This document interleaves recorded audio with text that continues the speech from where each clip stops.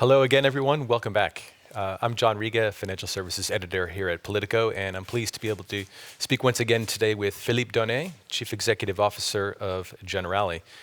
I have a lot of questions for Mr. Donnet about the sustainable recovery, dealing with the pandemic, but we want to hear your questions as well. So please make sure to pose them on the Swap Card app. We'll be looking out for those, and we'll get to them as soon as we can. Also, for those on Twitter, please do keep tweeting about this event, hashtag PoliticoFS. I have already been using that hashtag, so please don't leave me alone out there. Please do join the conversation. Right, so now, Mr. Donnet, thanks again for joining us. We had the chance to speak last summer, and at the time, I remember you had quite a clear message for policymakers. Let us help you invest. The insurance industry, you were telling us, has long experience in finding long-term projects to invest in for the sake of the economy. So, I wanted to ask about how that's going since we last spoke. Just last week, your company introduced the Finiche 190 plan. I think 190 does refer to something about the anniversary of Generali. So this is a 3.5 billion euro investment plan. So maybe you could start just tell us about this plan. Where is the money going? Okay, thank you, John. Yes, Hello, I'm David Morris, is the analyst who manages Insider Intelligence's payments and commerce coverage. I'm hearing some noise. We're having just a little audio problem there. Okay, I think we're back with you, Mr. Donnet. Thank you for your question. Since we spoke last summer, as you said, we decided to launch Fenice 190. Yes, as you said, this year we are celebrating our 119th anniversary. We are in this business since almost 200 years, and we hope to be in the business for another 200 years, which means that we are definitely aiming at sustainability. We decided to invest through this fund, Fenice 190, 3.5 billion euros in the next 5 years. This money will be invested mostly in small and medium companies, which are very important in the countries where we operate, such as Italy and Germany. But this money will be invested only in sustainable projects, because in Generali, we believe that recovery goes together with sustainability. Obviously, there will be no sustainability without recovery, but there will be no real recovery if it's not sustainable. So we're going to allocate the money to investment projects in infrastructure. I'm talking mostly about green energy infrastructure, healthcare facilities. We're going to invest in green housing. We're going to invest in education. So only in sustainable projects. This is the objective of this Fenice 190. So I would say that we did our part since last summer. The dialogue is still going on with the politicians, whether they are national or European. And the dialogue is very constructive. But for the time being, our initiative is fully private. I hope that other long-term investors will join us in such an initiative, because as we have the asset management capabilities, we can manage not only our money, but also other investors' money. So if other forces are able to join us, it will be even better. But for the time being, we did not start the public-private partnership I was referring to during our last discussion. Indeed. At the time, I remember that you were describing, your potential role as helping public authorities identify projects. Actually, just on the previous panel, for our listeners who were able to catch that, there was some discussion about how difficult it could be to find projects. So absolutely, we can be an accelerator, and we can work together with the public environment to accelerate the investment in the recovery. I think it would be great. So whom are you taking this message to? Have you spoken to European authorities or the new government in Rome? Yes, we didn't stop talking about this with European authorities. We have now, as you know, a new government in Italy. I think this is important. The previous government under the leadership of Mr. Conte did a good job to manage the emergency, the COVID-19 emergency. Now, time has come to focus on recovery, and definitely Mr. Draghi is the right person to lead the recovery in Italy, not only in Italy, by the way, but also in Europe. I always said that Europe needs more Italy, and Italy needs more Europe. And I think that with Mr. Draghi, we will be able to achieve this. So yes, we start having a constructive dialogue with the new government on this.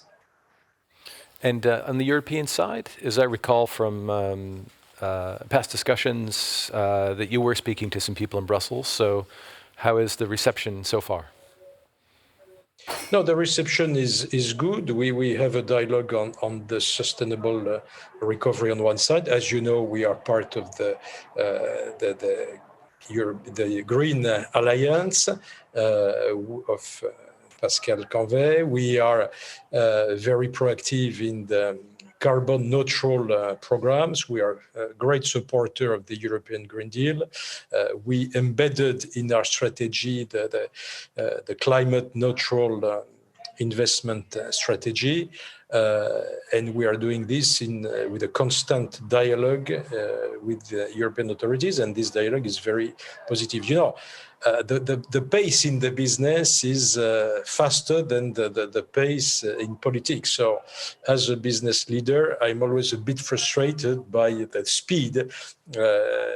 We think that we could do faster. Okay, policymakers who are watching, you've heard that message. Well, still, counting on questions from the audience to come via our swap card app. So my last time I will nag you about that, audience. I'd like to maybe, Mr. Donnet, turn to a question about specifically your industry and the role of insurance companies in helping other businesses through the pandemic. There's been a lot of discussion about what you can do for pandemic insurance, possibly not for COVID-19, but for future pandemics.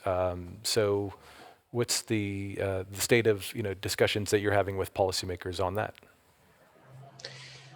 We've been very proactive since the beginning in Generali to push a European solution to better protect people and particularly small and medium companies against the systemic risk of a pandemic, for example. We could also have a systemic cyber risk as well. And we could also have the combination of both a pandemic and a cyber attack, which would be even worse. So it's important that people and companies get more protected.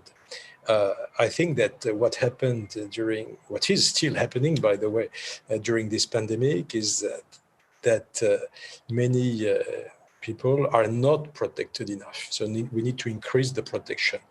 The capacity of the insurance industry, the capacity of the reinsurance industry is not enough to deal with the risk with the systemic risk of a pandemic. It's obvious that if we have a lockdown in all European countries in the same time for the same reason, it's impossible for the industry to pay for the business interruption. So we need to build something. I think that it would be a pity to build only national systems because the pandemic is not national. And I think it's an opportunity for Europe to build a protection system which would be obviously in the environment of public-private partnership, because we would need different layers of protection. First layer coming from the insurance industry. Second layer coming, obviously, as usual, from the reinsurance industry. Third layer coming from the member state system, and fourth layer coming from the European Union. I think that putting all those four layers together, we could build a stronger protection system for people and small and medium companies to face the next pandemic if it happens. Just to be clear, we're talking about public money when it comes down to it. In the event that there are events that outstrip the resources of the industry. Just to be clear about that. Right. We could use as well the money from insurance and reinsurance industry to a certain extent. This money, this private money, has to be used when the risk is still insurable, which means that you can still manage diversification, mutualization. When the risk becomes systemic, it's no longer insurable, and then obviously we need to use public money, as we did during these pandemics. This pandemic has been managed with public money. I think that building this protection system, we could build something more efficient, and we could protect better while spending less. Excellent. Now we do have a question that's come in on Swapcard for you, Mr. Donnet. It's about Solvency II. So the inevitable topic, I think, for your industry. How this law, by the way, which is currently under review, so quite timely. How can the review of Solvency II help invest in the recovery? Well, I think, first of all, we strongly believe in the Solvency II system. This system has proven to be an efficient one. By the way, we are the only insurance company who increased its solvency ratio from 2017 to 2020, despite the pandemic. So we strongly believe in this system. Which is a transparent system. But it has to remain transparent, and it has to remain fair. Definitely, I think that a review of Solvency II should give a contribute to the sustainable recovery. I think it should not be based on technical and useless matters, but it should be based on giving this contribution to the recovery. So you know that Solvency II measures the riskiness of the asset classes. I think it's important to reduce the riskiness of the investments on the recovery, and especially on the green recovery.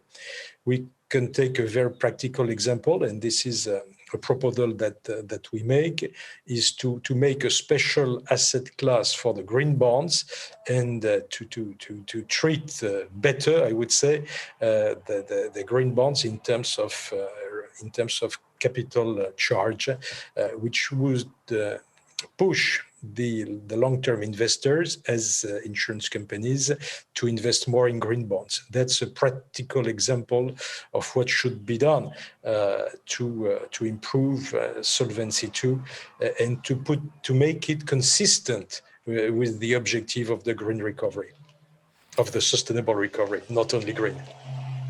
Indeed. So green bonds and Solvency II, we'll watch to see if the policymakers take up that suggestion.